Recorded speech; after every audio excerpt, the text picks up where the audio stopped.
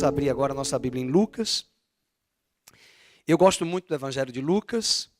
Ele é o único autor grego que escreveu os textos do Novo Testamento. Todos os textos da Bíblia, do Novo Testamento, foram escritos por autores judeus, israelitas.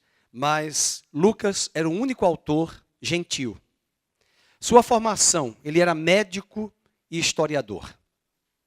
Alguém já disse, o Warren Wiersbe, que eu uso muito, gosto muito dos seus comentários, ele diz que Lucas escreveu com a mentalidade de um historiador meticuloso, mas com o coração de um médico amoroso.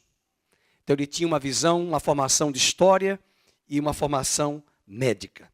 Apenas 3 vezes no Novo Testamento o seu nome aparece. Ele escreve aqui o seu livro, ele não cita o seu nome, nem em Lucas, nem no livro de Atos, embora no livro de Atos, no capítulo 16, no capítulo 20 e no capítulo 27, ele usa o pronome nós, porque ele participou da segunda viagem missionária de Paulo. Na maioria das viagens, com exceção da primeira viagem missionária, ele esteve presente. E ele conjuga lá a narrativa do livro de Atos, nós. Nós quem? Eu, Paulo e toda a equipe que andava com Paulo na sua caminhada. Na verdade, o livro de Atos é uma continuação do livro de Lucas, do Evangelho de Lucas. Porque Lucas vai falar da obra, do ministério, da vida de Jesus. E Atos ele vai falar dos primeiros anos da igreja, os discípulos de Cristo aqui nesta terra. A data do Evangelho possivelmente foi escrito esse Evangelho, possivelmente no ano 60 depois de Cristo. Alguns acham 63, 64, mas alguns ficam com o ano 60 depois de Cristo. Você pode ler em casa Colossenses 4,14. O Paulo escrevendo a carta aos Colossenses, ele diz ao médico amado. É quando nós sabemos que realmente ele era médico. Um outro ponto importante, uma passagem interessante, é Filemon, no versículo 24. Ele vai citar Marcos, Aristarco, Demas e Lucas. E ele diz, meus cooperadores.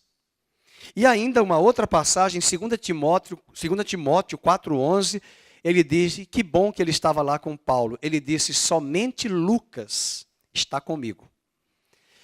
E que bom que ele ficou com o médico, né, dando suporte a ele ali na prisão. Além disso, o Lucas, você pode, como eu tinha dito, ele emprega a expressão nós no Novo Testamento, lá no livro de Atos, em Atos 16, em Atos 20, em Atos 21, em Atos 27, porque ele está escrevendo o livro de Atos dos Apóstolos, nessas viagens que ele faz com o apóstolo Paulo. Mas antes de começar a comentar sobre o livro, eu queria ler uma frase de um pai da igreja, que embora nós não gostamos muito de falar a palavra pai, mas um dos grandes pais da igreja, chamado Irineu, que trouxe um comentário bastante interessante sobre Lucas. E eu queria ler para você. Abre aspas. Lucas, também companheiro de Paulo, escreveu em um livro o Evangelho, assim como lhe fora pregado. E, além disso, um outro documento, no final do 2º século, que ninguém sabe a autoria, mas temos um prólogo desse livro que foi achado, foi dito acerca de Lucas, abre aspas, Lucas era um sírio natural de Antioquia, médico de profissão, discípulo dos apóstolos, seguidor de Paulo até o seu martírio. Ele serviu ao Senhor sem distração, sem esposa e sem filhos, e morreu com a idade de 84 anos, em Tebas, na capital da Beócia, cheio do Espírito Santo. Ninguém tem dúvida de quem escreveu esse evangelho foi Lucas. Né? Alguns questionaram, mas tanto Tertuliano, Orígenes, Eusébio de Cesareia e Jerônimo, que fez a Bíblia lá, católica, que nós temos a tradução em latim, todos são unânimes em reconhecer a autoria desse evangelho. Mas eu gostaria que você voltasse para o capítulo 1 do Evangelho, vamos abrir comigo, o capítulo 1 desse Evangelho, e fazer agora alguns comentários sobre algumas particularidades do Evangelho de Lucas. A primeira é que esse evangelho é o evangelho da universalidade da salvação. Por que isso? Universalidade da salvação. Bem, como Lucas era gentil, ele era o único autor gentil, ele tinha uma visão muito mais ampla para entender que o evangelho não era apenas para os judeus. Jesus veio para alcançar os gentios. Aqui as mulheres, como sempre, maioria, é o único evangelho que vai falar da importância do papel das mulheres. Onde os judeus não davam toda essa importância, Lucas dá. Então, essa questão da universalidade da salvação, voltando agora para o capítulo 3, eu falei o capítulo 1, peço perdão, volta lá para o 3, verso 1, ele traz aqui detalhes importantes, até dos governadores que estão governando naquela região. Até porque ele é historiador. Então ele diz, no 15º ano do reinado de Tibério César, sendo Pôncio Pilatos, governador da Judéia, Herodes da Galileia, Filipe de onde? Da região da Itureia, Traconites, Lisânias, tetrarca de Abilene, e ele ainda vai citar os sumos sacerdotes da época dos dias de Jesus. Esse é um aspecto muito importante dele referendar esses momentos, quando Jesus nasceu. Inclusive, também no capítulo 2, se você voltar comigo, ele cita a questão de quando Jesus nasceu, quem era que estava governando naquela época. Veja o versículo 1 e 2 do capítulo 2. Naqueles dias foi publicado um decreto de César, convocando toda a população do império para recensear-se. E o primeiro recenseamento foi feito quando quem? Olha quem ele cita. Quirino era governador da Síria. Outro aspecto da universalidade é que ele traz a árvore genealógica de Jesus e ele recua até Adão. Veja no capítulo 3, verso 38. Capítulo 3, verso 38. Ele vai puxar lá toda a árvore genealógica para mostrar o quê? Essa visão universal que o evangelho tem para toda a humanidade. Vamos ver? Verso 38. Cainã, filho de Enos, Enos, filho de Sete, e este, filho de Adão, filho de Deus. Como é que termina lá a genealogia de Jesus? Ele ficou lá muito em Mateus, até onde Mateus traz. Mas até onde Lucas traz essa distinção da árvore genealógica de Jesus? Até Adão. Ele puxa até Adão. Esse é um ponto importante. Outro aspecto é que ele refere muito a visão dos gentios. Por exemplo, lá em Lucas 2:32, vamos buscar aqui Lucas 2:32. É o cântico de Simeão, uma palavra muito bonita. Ele diz, luz para a revelação, não é a luz do pastor Felipe, é a luz, eu chamei aqui tão forte luz, parece que eu estava chamando por ela. Luz para quem? Para revelação a quem? Aos gentios. Então ele fala muito da importância dos gentios. No capítulo 4 também, ele vai mencionar a viúva de Sarepta e Naamã, trazendo essa questão da visão dos gentios. Veja no capítulo 4, verso 25 a 27. 4, 25 a 27. Diz assim, na verdade vos digo que muitas viúvas havia em Israel no tempo de Elias, quando o céu se fechou por 3 anos. E a nenhuma delas foi Elias enviado, senão a uma viúva de Sarepta de Sidom. Havia também muitos leprosos em Israel nos dias do profeta Eliseu, e nenhum deles foi purificado, senão Naamã, que é lá da região da Síria. Da Síria. Então veja, a importância que ele dá à menção aos gentios. Então, esse primeiro tópico aqui, dessa particularidade do evangelho, é trazer a questão da figura dos gentios. Outro ponto aqui, no segundo ponto que você pode anotar como particularidade, ele dá uma atenção especial às pessoas marginalizadas. Então vamos abrir aí as nossas Bíblias, as pessoas marginalizadas que ele cita, por exemplo, mulheres, doentes, impuros, os pobres, que eram marginalizados. Abra sua Bíblia em Lucas ainda, no capítulo 7. Verso 37, é quando aquela mulher pecadora vai ungir os pés de Jesus.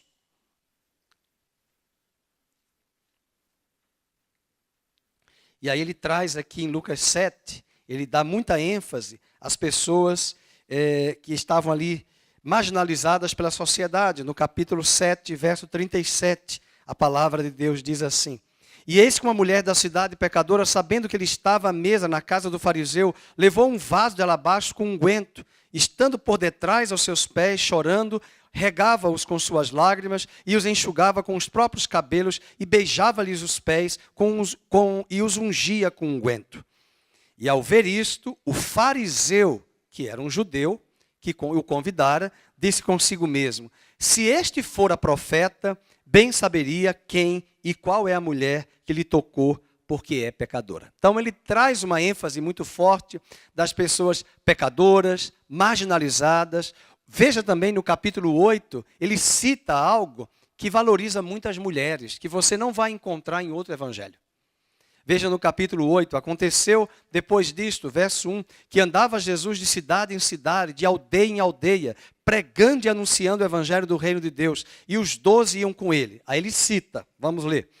E também algumas mulheres que haviam sido curadas de espíritos malignos e de enfermidades. Maria, chamada Madalena, da qual saíram 7 demônios. Joana, mulher de Cusa, procurador de Herodes. Susana e muitas outras, as quais lhe prestavam assistência com os seus bens.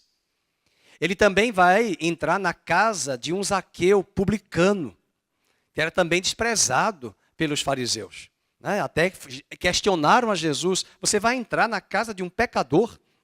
Então ele está mostrando aqui a importância das pessoas que eram marginalizadas. Interessante que das 12 viúvas mencionadas na Bíblia, só no Evangelho de Lucas, ele cita 3 viúvas. Até lembrando que o Velho Testamento já dizia qual é a menção, que eu já falei aqui domingo passado de manhã, que Deus é o Deus do órfão, da viúva, do fraco e do oprimido. E dos pobres, as pessoas marginalizadas. E se você quiser anotar a referência das 3 viúvas, Lucas 2, 36 e 40, aquela mulher, Ana, que vai estar e vai reconhecer o menino Jesus, o Messias. Uma viúva, que já estava na casa do Senhor. Outra viúva, o filho da viúva de Naim, que ele vai ressuscitar, é outra viúva que ele cita, capítulo 7. E a oferta da viúva pobre, que vai dar uma oferta que vai ser muito valorizada, porque proporcionalmente ao que ela ganhava, ao que outras pessoas ganhavam, ela ofertou muito mais. Então isso mostra o valor que ele dá no seu escrito às pessoas marginalizadas da época. Até mesmo ele cita a conversão de Levi, que vai escrever o Evangelho de Mateus. Levi, que é Mateus, que vai escrever. E ele cita também a importância de Levi, que era alguém visto pelos fariseus religiosos, desprezado pela sociedade. Vamos também uma outra particularidade no Evangelho de Lucas, é o Evangelho das crianças. O Evangelho das crianças. Ele fala muito da questão das crianças. Vamos abrir aí em Lucas 7:12. 7:12. E como se aproximasse da porta da cidade, eis que saiu o enterro do filho único de uma viúva, e grande multidão da cidade ia com ela. É um fato muito importante. Além disso, ele cita, é o único evangelho que cita a infância de Jesus. Alguém já perguntou para mim, uma pergunta muito óbvia: e os anos que Jesus viveu, os 30 anos? Como é que foram esses anos? Que ficaram aí e não foram bem relatados. Mas Lucas fala, volta lá para o capítulo de número 2 de Lucas, quando Jesus nasceu. Você vai encontrar aqui alguns momentos importantes. Primeiro, o seu nascimento, versículo de número 7. E ela deu à luz o seu filho primogênito. Então, aqui é muito importante, porque ele é historiador, e ele diz que era o primogênito. Se é primogênito, é porque tem mais. Então, Maria e José tiveram mais filhos. Então, um fato importante aí, enfaixou, deitou numa manjedoura, porque não havia lugar para eles na hospedaria. Mas ele volta a falar quando Jesus foi consagrado no templo ao 8º dia. Vamos para o versículo 21. E completados 8 dias para ser circuncidado o menino, deram-lhe o nome de Jesus, como lhe chamara o anjo, antes de ser concebido. Então ele está falando da infância de Jesus. Outro aspecto aqui que a gente também vai perceber, ele vai voltar a falar, quando o menino vai crescer. Capítulo 2 ainda, verso 39 e 40. Cumpridas todas as ordenanças, segundo a lei do Senhor, voltaram para a Galiléia, a sua cidade de Nazaré, e vamos ler o 40, e crescia o menino, e se fortalecia, enchendo-se de sabedoria, e a graça de Deus estava sobre ele. Então está contando da infância de Jesus. E um detalhe, um crescimento integral, espírito, alma e corpo. Ele fala aqui que ele crescia o quê? Em sabedoria, intelecto, graça espiritual e estatura físico. Um crescimento integral. Mas vamos ver também, ele menciona Jesus com 12 anos. Olha aí o capítulo 2, verso 42. E quando ele atingiu, quantos anos de idade? 12 anos. E possivelmente aqui foi o bar mitzvah de Jesus. Quando ele foi comparecer ali às autoridades judaicas para ser sabatinado, para reconhecer que agora ele é maduro na lei, que tem maturidade na lei, e é por isso que ele responde além do que era esperado, porque todos os meninos, até hoje, que vão fazer o bar mitzvah, são sabatinados, e tem as respostas óbvias, é como se fosse um catecismo. Mas o texto diz que ele respondeu além, e impressionou os interrogadores acerca dessa experiência. E versículo 47 diz, todos os que ouviam muito se admiravam da sua inteligência e das suas respostas. Então, e volta a falar do crescimento dele. Verso 52, vamos ler? E crescia Jesus em sabedoria, estatura e graça diante de Deus e dos homens. Veja como é importante aí a menção para Lucas do crescimento.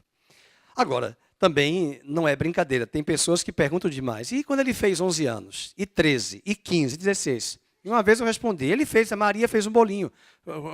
Comprou um guaraná. E depois fez um brigadeiro. No outro ano, foi numa festinha na José Bonifácio. No quarto ano, foi ali. No quinto ano, foi isso. Querido, se for citar tudo o que você quer que seja citado, nem na nossa vida acontece esses registros. Tudo bem? Ele olhou assim. Tudo bem, é isso mesmo. Você tem fotos de todos os seus aniversários? Você tem lembranças de todos os bolos do seu aniversário, de todas as etapas, de todas as fases da sua vida? Lógico que você não tem. Até eu gostaria de ter dos meus anos, lá da minha infância, as fotos. Algumas fotos eu tenho, outras de outras etapas eu não tenho.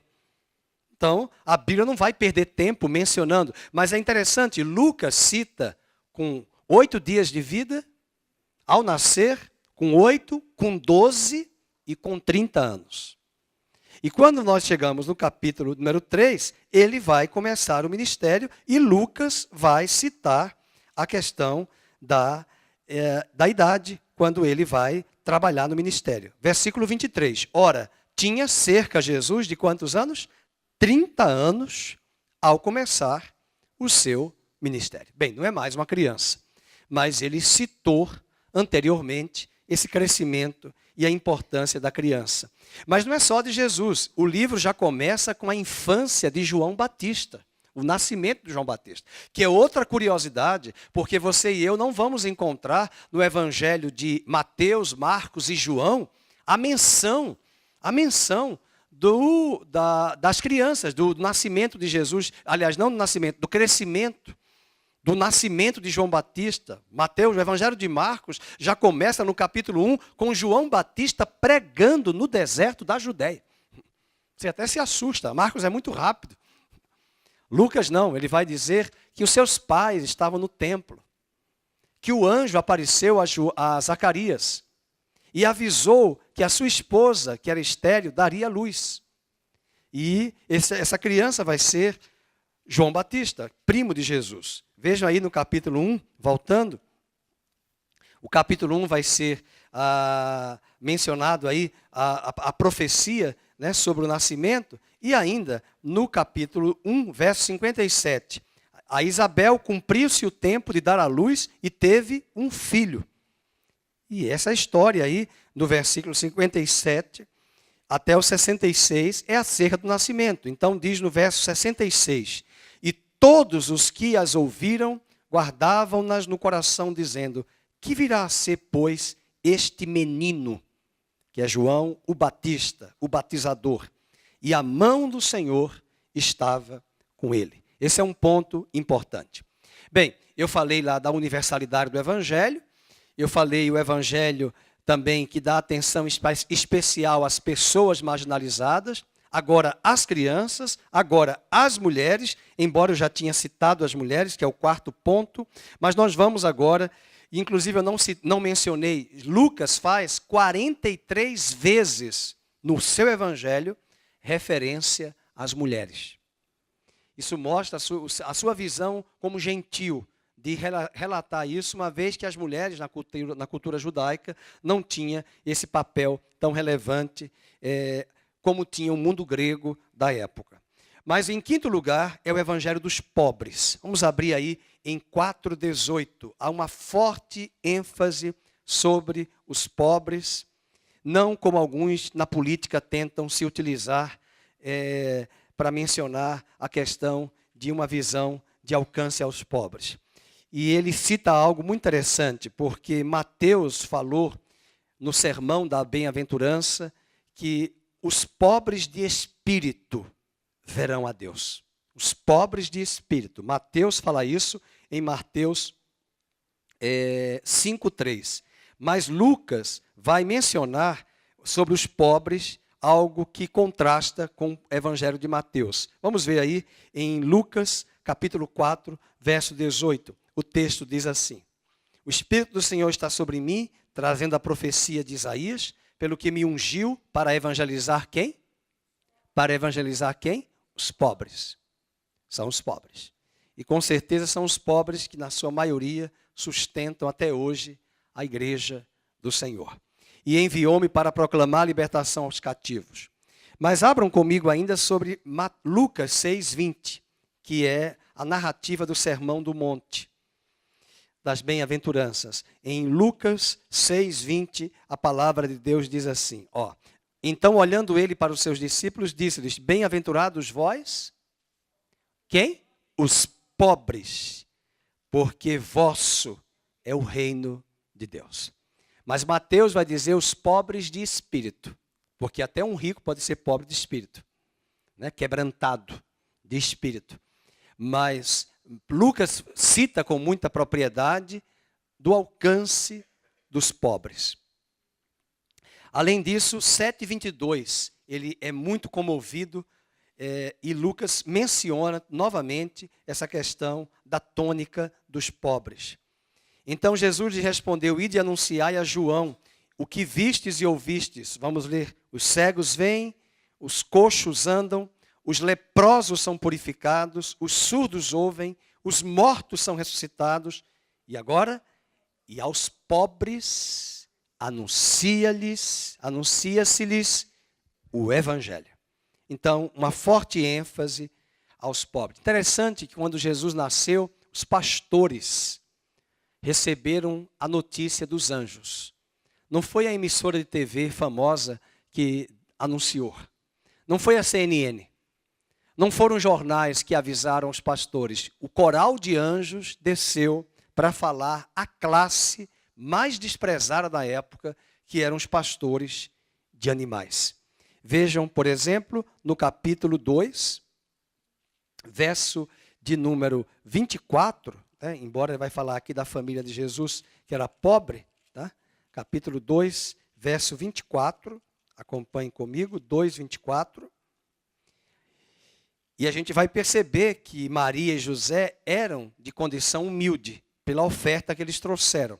Para oferecer sacrifício, segundo o que está escrito na referida lei, 1 par de rolas ou 2 pombinhos. Isso mostra a condição humilde de Maria e José. Até porque as famílias mais abastadas traziam novilhos. A de uma classe intermediária, carneiros, ovelhas. E uma da classe mais pobre, 1 par de rolinhas e pombinhos. Então isso mostra também. Outro ponto que ele traz aqui, quando os pastores foram avisados, né? No capítulo 2, verso 8. E havia naquela mesma região pastores que viviam nos campos e guardavam o seu rebanho durante as vigílias da noite.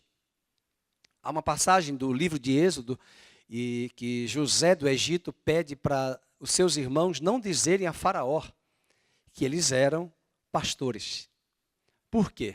Porque era uma profissão, pastores de animais, que não era muito bem vista naquela época, até hoje.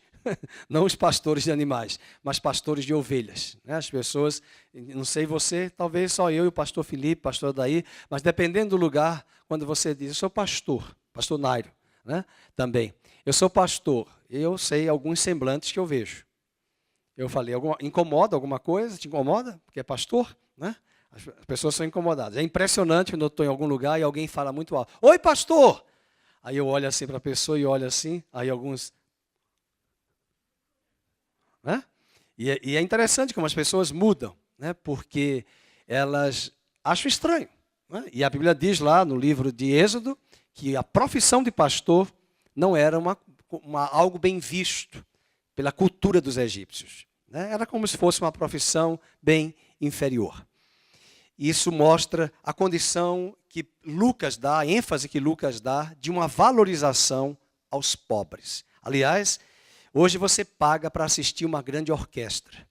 Esses pastores não pagaram nada, receberam um aviso dos anjos e assistiram, talvez não, com certeza, porque eu não estive lá ainda, mas com certeza não se compara às da terra, a melhor orquestra do universo tocou e cantou para os pastores de Belém naqueles dias. Então, muito importante essa ênfase que Lucas dá. Então, ele traz uma ênfase às crianças, o evangelho das mulheres, o evangelho para os pobres. E agora, lembram também, hoje eu dei aula na escola bíblica, quando eu contei a história do rico e do mendigo Lázaro, o pobre Lázaro. Então, ele cita muitas vezes. E ele também traz uma contraposição com os ricos. É interessante. Eu não vou abrir todas as passagens em função do tempo, mas ele traz aqui algumas parábolas. Por exemplo, o rico tolo, do capítulo 12, verso 16. O administrador infiel, que era rico. O rico e o Lázaro. E também a advertência dos ricos que ele traz na história do jovem rico, de Lucas 16, de Lucas 18, e de Zaqueu, que era rico, e ressarciu muito mais do que ele tinha tirado, extraído. E Jesus entra na casa de Zaqueu e ele mostra também essa importância que ele dá ao rico que se quebranta, que se humilha e se volta para ele. E em contraposição, como eu já tinha dito, ele traz a oferta da viúva pobre, mostrando que ela deu muito mais do que aqueles que tinham de uma forma abastada. Mas agora vamos para o terceiro ponto, o sexto ponto, a sexta consideração, que é aqui que eu quero depois voltar para finalizar o nosso sermão. O ponto que eu queria trabalhar agora é o evangelho da oração. Ele cita muito sobre a oração de Jesus, várias orações de Jesus. Algo que você não encontra nos outros evangelhos. Abra comigo a sua Bíblia rapidamente em Lucas 3, 21. Eu queria passar rapidamente e você anotar no capítulo 3, verso 21. E aconteceu que ao ser todo o povo batizado, também o foi Jesus. E estando ele a orar, o céu se abriu. Outro ponto, vamos para Lucas 5, verso 15 a 17. Versos 15 a 17 de Lucas. Porém, o que se dizia a seu respeito, cada vez mais se divulgava e grandes multidões afluíam para o ouvirem e serem curadas de suas enfermidades. Vamos ler o 16 em voz alta. Vamos. Ele, porém, se retirava para lugares solitários e orava. Então, Lucas menciona muito isso da oração de Jesus. Outra passagem, Lucas 6, 12, 13. Lucas 6, 12, 13. E naqueles dias retirou-se para o monte a fim de orar. E passou a noite orando a Deus. E quando amanheceu, olha uma boa dica para nós, chamou a si os seus discípulos e escolheu 12 dentre eles. E essa lista, quem deu essa lista? Deus. Mas deu aonde? Na madrugada, enquanto ele orava. Uma vez perguntaram a mim, por que Jesus orou se ele é Deus? Eu falei, então você não conhece teologia da Bíblia. Porque ele não veio como Deus. Ele não orou como Deus. Ele veio como homem. E ele veio como homem. Aliás, eu esqueci de falar o ponto mais importante. Eu ainda vou chegar nas minhas considerações nos próximos cultos. É o único evangelho que menciona várias vezes o Filho do Homem. O Filho do Homem. Nós temos 3 evangelhos sinóticos. Mateus, Marcos e Lucas. Mateus escreveu Jesus, fala sobre Jesus como o rei. O Messias, rei que virá para reinar. Marcos fala de Jesus como servo. E Lucas fala de Jesus como um homem, o Filho do Homem. E João fala de Jesus como Filho de Deus. Um é rei, outro é servo, e Lucas, porque ele tem essa visão muito grega, traz, por isso que ele enfatiza esse crescimento integral de Jesus, sabedoria, estatura e graça. Ele está apontando no seu evangelho a humanidade de Jesus. E eu respondi à pessoa, ele orou porque ele não era Deus. Ele orou porque era homem. E ele não veio fazer aqui a vontade dele. Ele veio fazer a vontade de Deus revelada pelo Espírito ao coração dele. Como homem. Então ele não veio como Deus. E é por essa razão que Jesus, como homem, vai orar. E nos ensinar a orar. E veja, quando Jesus tinha uma agenda cheia, porque quando você e eu temos uma agenda cheia, qual é o final do dia? Cansaço, não é isso? Então Jesus sabia quando tinha uma agenda cheia, ele acordava mais cedo para orar. Ele acordava mais cedo. Lembram de uma outra passagem, quando ele desceu do Monte da Transfiguração, ele passou a noite toda ali em oração. Quando desceu, alguns de seus discípulos trouxeram um rapaz endemoniado. Eles não conseguiram expulsar. Mas Jesus disse, essa caixa não sai sem oração e jejum. E aonde Jesus estava? Dormindo? Assistindo Netflix? Não, orando. Na madrugada em oração. E ele acorda e ele está com discernimento, vigilante e repreende. Mas os demônios não saíram, não é porque ele era Deus. É porque ele estava ali como homem, na unção do Espírito, como Filho de Deus, para dizer, você vai sair na autoridade do nome daquele que me enviou. E os demônios, a casta é removida. Vamos abrir uma outra passagem falando sobre oração. Acabei de ler 6, 12 e 13. É isso? Eu já tinha lido. Vamos para uma outra passagem. Evangelho de Lucas, agora, capítulo número 9, verso 18. 9, 18. 9, 18. Estando ele orando à parte, achavam-se presentes os discípulos a quem perguntou, quem dizem as multidões que sou eu? Estando ele orando à parte. Muito importante. Outra passagem, ainda no capítulo 9, verso 28. Vamos ler. E cerca de 8 dias depois de proferidas estas palavras, tomando consigo a Pedro, João e Tiago, subiu ao monte com que propósito? Com o propósito de orar. Olha aqui, quando Jesus ia para o monte, ele não ia com muita gente não, para orar. 3 pessoas, já está bom. Mas as 2 pessoas da Trindade, o Espírito de Deus Pai, já está suficiente.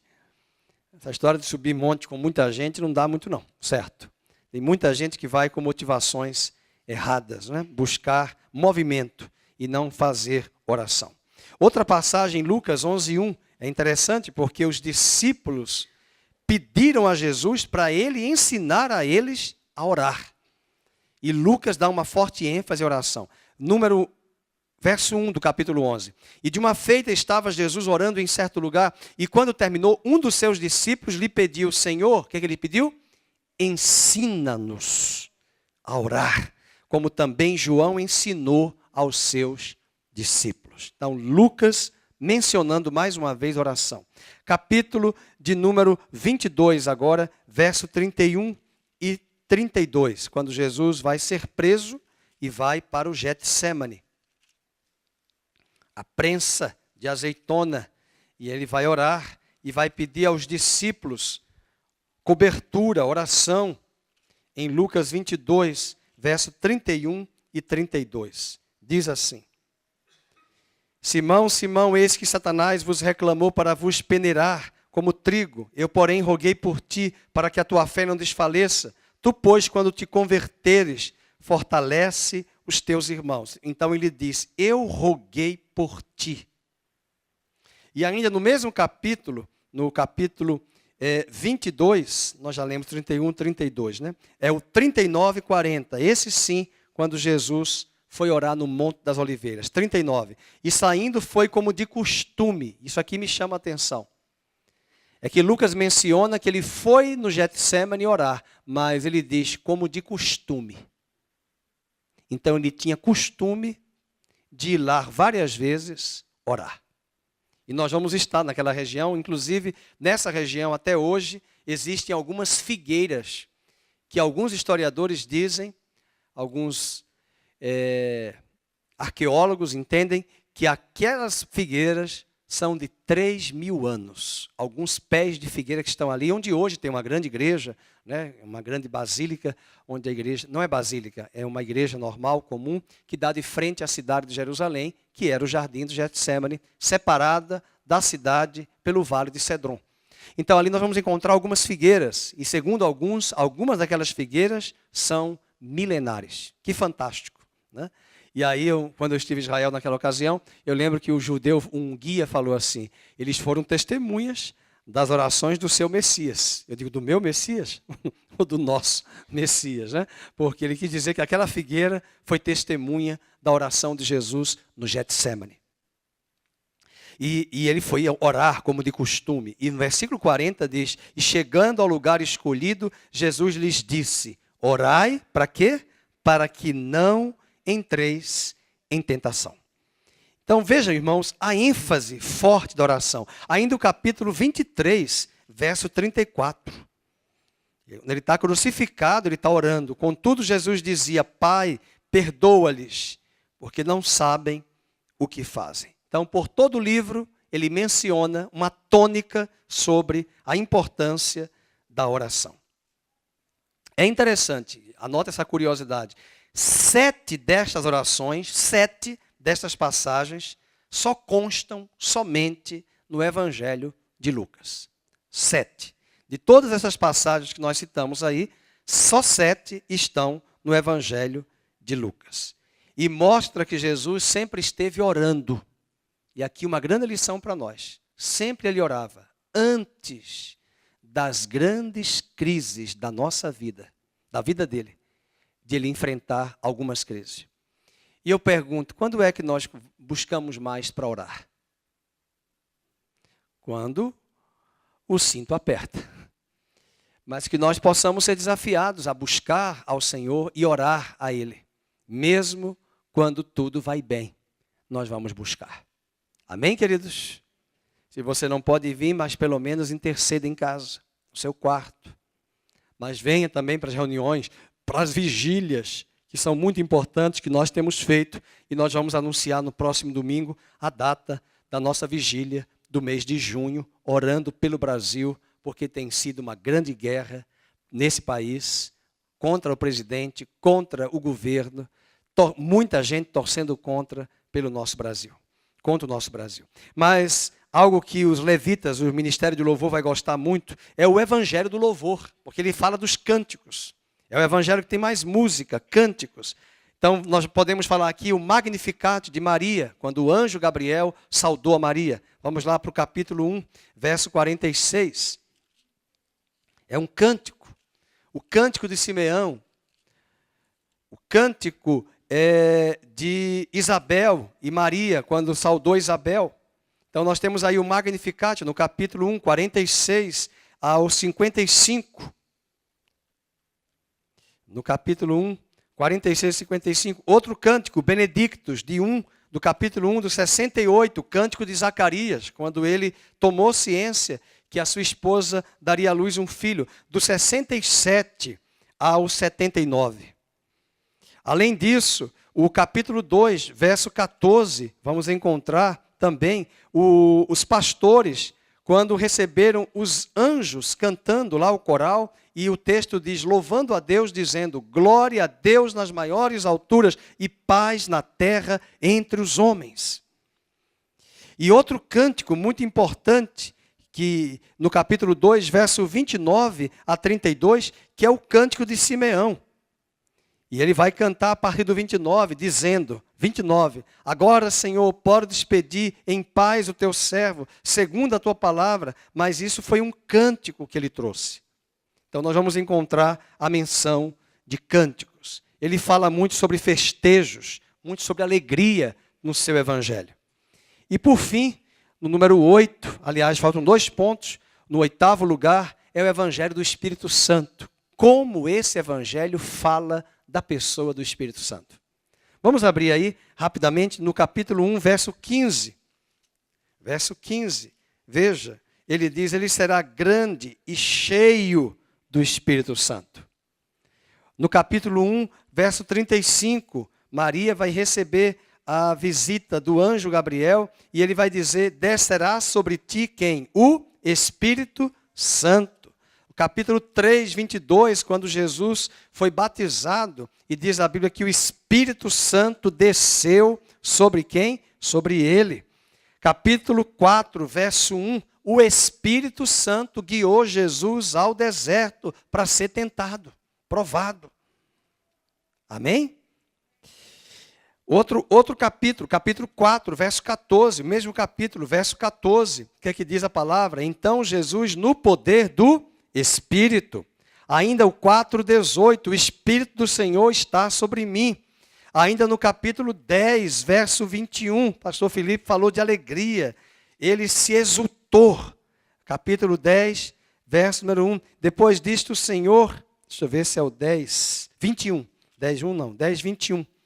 10, 21. E naquela hora exultou Jesus no Espírito Santo e exclamou, graças te dou. Outro texto, capítulo 12, verso 12, a menção do Espírito Santo, várias vezes. 12, 12. Porque o Espírito Santo vos ensinará naquela mesma hora as coisas que deveis fazer. São inúmeras passagens sobre a pessoa do Espírito Santo. Aliás, ele vai continuar fazendo a mesma coisa no livro de Atos. Ele vai dizer, o Espírito Santo falou, o Espírito disse, o Espírito mostrou, o Espírito falou, separai-me a Paulo e a Barnabé, no capítulo 13 de Atos dos Apóstolos. Mas ainda nós temos, no 9º lugar, o Evangelho das parábolas. Quantas parábolas nós vamos encontrar nos 3 evangelhos? 37 parábolas. E veja, das 37 parábolas dos 3 evangelhos, Mateus, Marcos e Lucas, que são mencionadas, 14 são parábolas que só existem no evangelho de Lucas. 14, só 14 estão somente no evangelho de Lucas, não mais nos outros evangelhos. Quais seriam essas parábolas? A parábola dos 2 devedores, Lucas 7. O bom samaritano, só tem Lucas 10. O amigo importuno, Lucas 11. O rico insensato, Lucas 12. A figueira infrutífera, Lucas 13. Os lugares no banquete, aí não dá para anotar mesmo, viu, irmão? A Marisa tentou anotar. Os lugares no banquete, 14. O construtor da torre e o rei indo para a guerra, capítulo 14. A dracma perdida, capítulo 15. O filho pródigo, capítulo 15. O administrador injusto, capítulo 16. Rico e Lázaro, capítulo 16. A recompensa do servo, capítulo 17. O juiz iníquo, injusto, Lucas 18. O fariseu e o publicano, Lucas 18. Das 37, 14, somente essas 14 estão no Evangelho de Lucas. E eu quero desafiar você que está aqui e você que está nos assistindo, a ler, a estudar o Evangelho de Lucas, para nós tirarmos nas próximas reflexões algumas considerações sobre este Evangelho. E eu quero voltar, para finalizar, no capítulo que falamos aqui sobre oração. Abra comigo a sua Bíblia, no Evangelho de Lucas, no capítulo de número 5, verso 15 ao 17. Lucas, verso 15 ao 17. Versículo 16. Ele, porém, se retirava para lugares solitários e orava. E ainda nesse mesmo evangelho, vamos para Lucas 6, 12 e 13. Voltando. 12 e 13. E naqueles dias, retirou-se para o monte a fim de orar e passou o quê? A noite orando a Deus.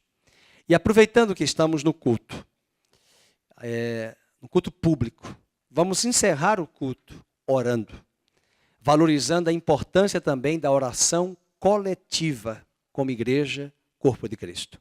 E convido você a participar na próxima vigília que nós estamos organizando para esse mês ainda, vamos anunciar no próximo domingo, e também participar das reuniões de oração, e também orar em sua casa, quando você for estudar a palavra, ou antes ou depois, ore. Tem uma lista de oração, traga uma listinha de oração, e eu vou pegar ali um papel para orar por uma família agora à noite, que a irmã pediu que nós estivéssemos em intercessão. Vamos ficar de pé, vamos orar. Pediu o pastor Nairo para nós cantarmos aquela canção, vou levar os meus problemas a Deus, entregar meus problemas a Deus. Vou pedir a Giovana para nos ajudar, e eu quero pegar essa listinha que eu guardei aqui. Eu creio no poder dos joelhos que se dobram e no poder da oração. Eu creio no poder das mãos que se levantam. Eu creio no poder da oração. Vou levar meus problemas para Deus, entregar meus problemas para Deus. A igreja, abençoar minha família, minha casa, meus irmãos, pois eu creio no poder da oração. Eu creio no poder da oração. Eu creio no poder da brasa viva no altar, incenso misturado à oração. Quando o anjo oferecer, a trombeta vai tocar. Deus vai mover os céus, a terra e o mar. Vou levar meus problemas para Deus, minhas necessidades, entregar meus problemas para Deus, abençoar minha família, minha casa. Pois eu creio no poder da oração. Eu creio no poder da oração. Vamos mais uma vez. Vou levar meus problemas para Deus, a minha pátria para Deus, entregar meus problemas para Deus, abençoar minha família, minha casa, meus irmãos, pois eu creio no poder da oração. Eu creio no poder da oração. Enquanto o teclado toca, vamos orar. Pai, nós entregamos a vida da Marisa no teu altar. Entregamos esta cirurgia que ela vai se submeter. O Senhor tome a frente.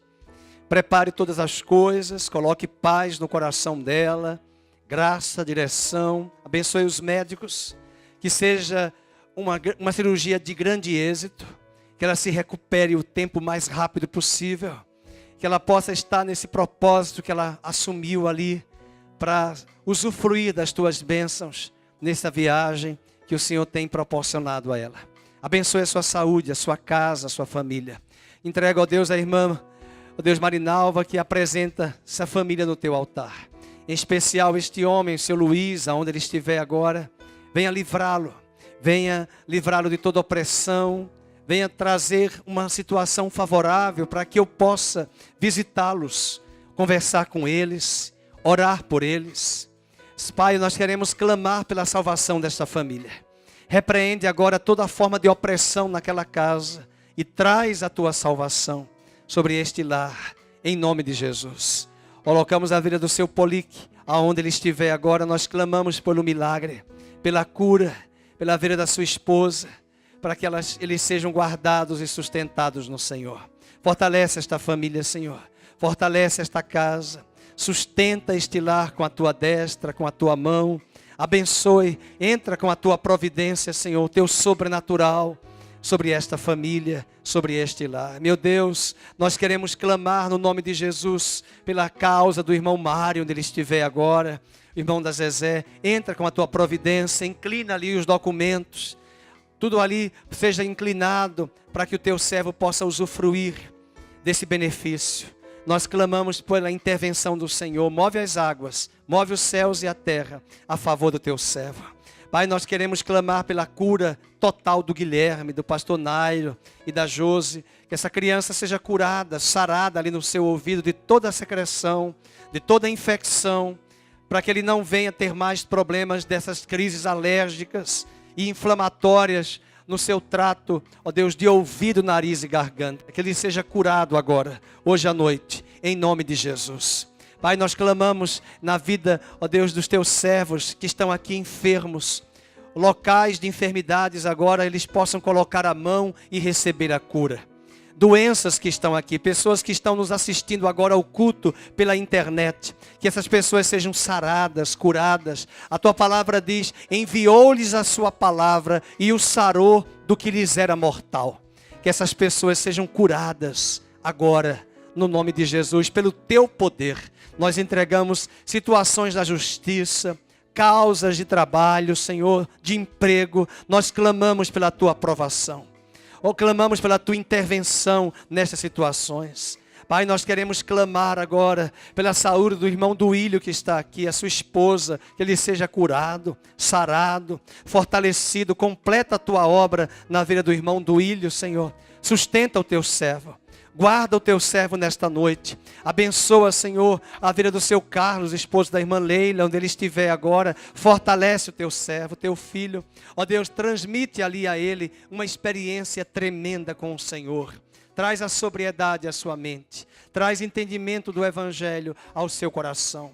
Em nome de Jesus, clamamos pelo Wilton, clamamos pela Daniela, onde eles estiverem agora. Senhor, fortalece-os, sustenta-os, guarda-os. Ó Deus, guarda-os, protege-os, no nome de Jesus. Nós confiamos eles aos teus preciosos cuidados. Em nome de Jesus, nós trazemos em memória diante de ti. Colocamos o Pedro, irmão da Maria Luísa, filho da Fátima, do Romildo, Pai. Nós clamamos pela tua intervenção. Clamamos pela tua maravilhosa graça sobre a vida deste jovem. Ele tem promessas. Ele cresceu na tua casa. E nós clamamos a tua palavra que diz, com amor eterno, Pedro, eu te amei. Com cordas de amor eu vou te atrair. Venha atraí-lo hoje à noite. Com o teu poder, aonde ele estiver, que teu braço forte possa sustentá-lo e fazer dissipar da mente dele e das emoções dele as dúvidas, os temores, os medos, a insegurança. Cria nele um caráter firme, sólido, pautado no Senhor e na palavra do Senhor. Transmite a ele uma experiência genuína com a tua santa palavra e com o teu Espírito Santo, Senhor.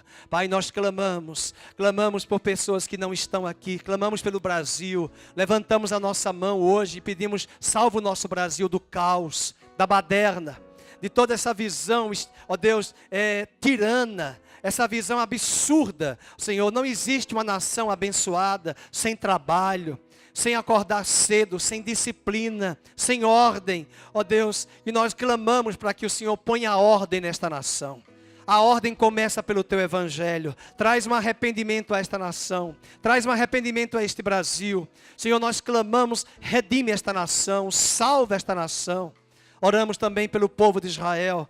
Tua palavra diz, nos últimos dias, o Senhor vai reenxertar os ramos da oliveira verdadeira. Por isso nós clamamos, abre os olhos do povo de Israel. Abre os olhos. Por causa deles nós fomos alcançados. Ó Deus, mas nós clamamos para que eles também sejam alcançados na tua maravilhosa graça. Todo Israel seja salvo.